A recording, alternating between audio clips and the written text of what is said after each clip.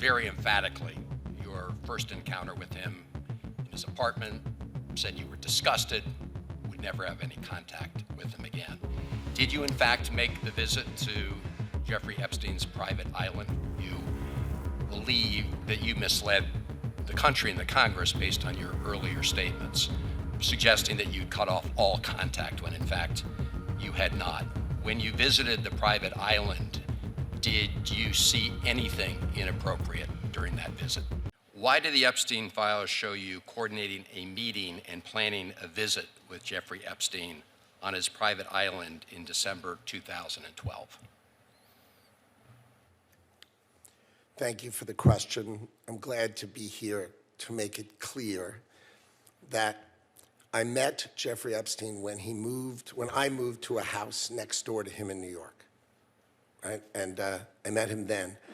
Over the next 14 years, I met him 2 other times that I can recall, 2 times. And that is none for 6 years. So 6 years later, I met him, and then a year and a half after that, I met him, and never again.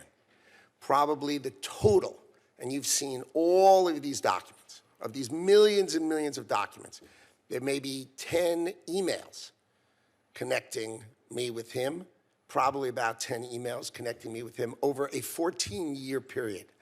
I did not have any relationship with him. I barely had anything to do with that person, okay? Secretary Lutnick,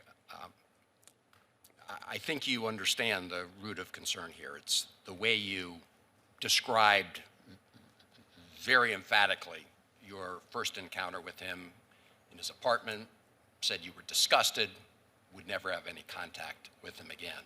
Did you in fact make the visit to Jeffrey Epstein's private island? I did have lunch with him as I was on a boat going across on a family vacation. My wife was with me, as were my 4 children and nannies. I had another couple they were there as well with their children, and we had lunch on the island. That is true, for an hour, and we left with all of my children, with my nannies and my wife, all together. We were on family vacation. We were not apart.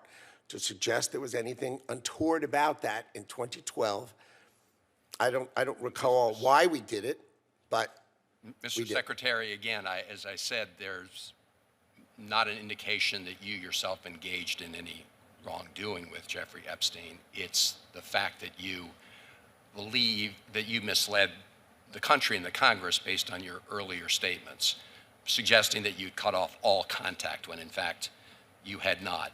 When you visited the private island, did you see anything inappropriate during that visit? the only thing I saw with my wife and my children and the other couple and their children was staff who worked for Mr. Epstein on that island.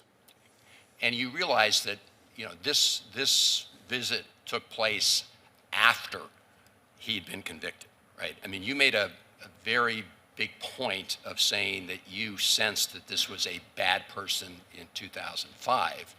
And then, of course, in 2008, he was convicted of soliciting prostitution of a minor. And yet you went and had this trip and other interactions. Did you have a dinner in Epstein's New York City home in 2011? No.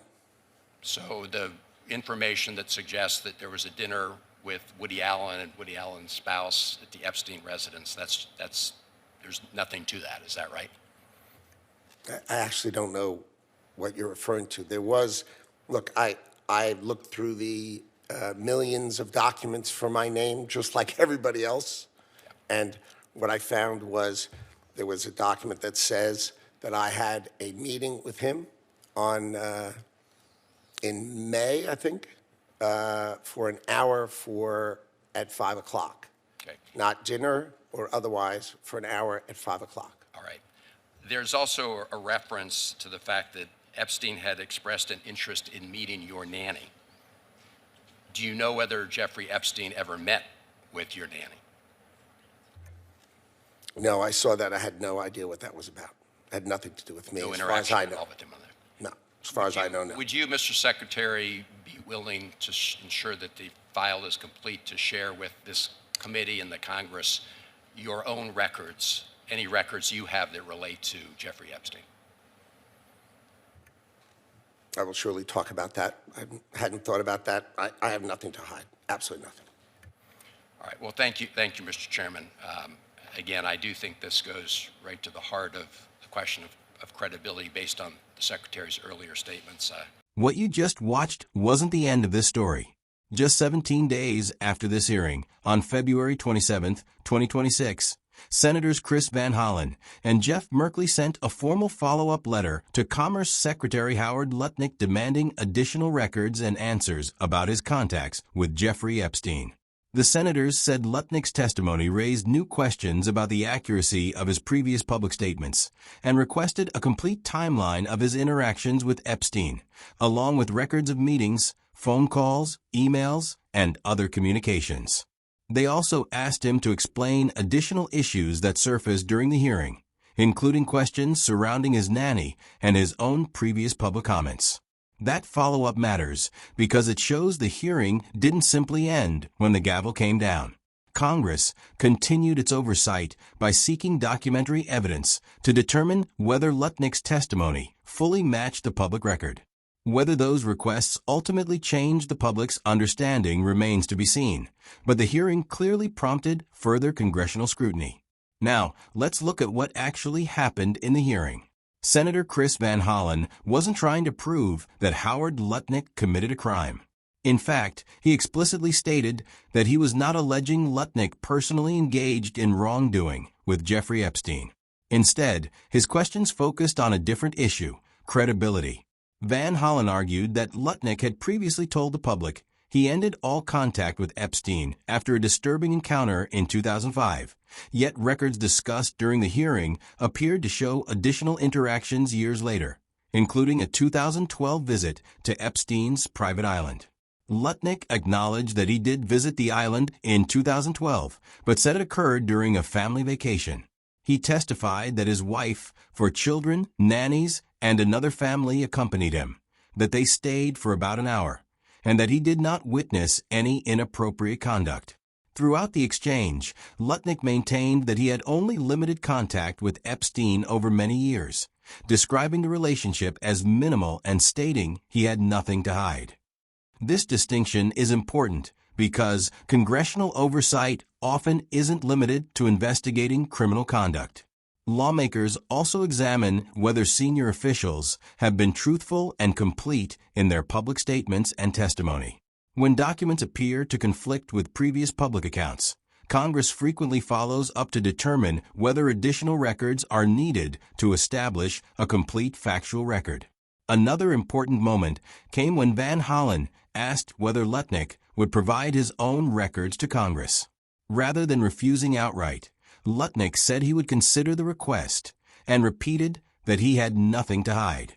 That answer became significant because it laid the groundwork for the February 27th follow-up letter, in which Senators Van Hollen and Merkley formally requested those records and gave Lutnick a deadline to respond. Since the hearing, scrutiny over Lutnick's testimony has continued.